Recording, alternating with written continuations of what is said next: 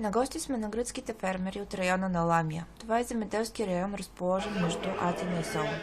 Вече втора седмица фермерите тук са разположили тракторите си покрай магистралите.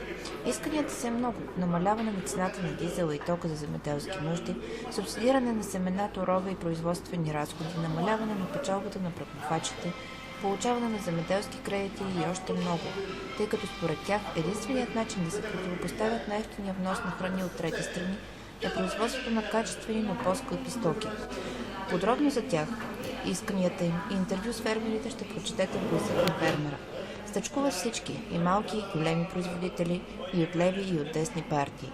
Защото, както ни казаха, днес ще загина аз, а утре той, и няма да има значение малък ли си бил или голям, ляв или десен. Всички заедно и до края ще защитават правата си.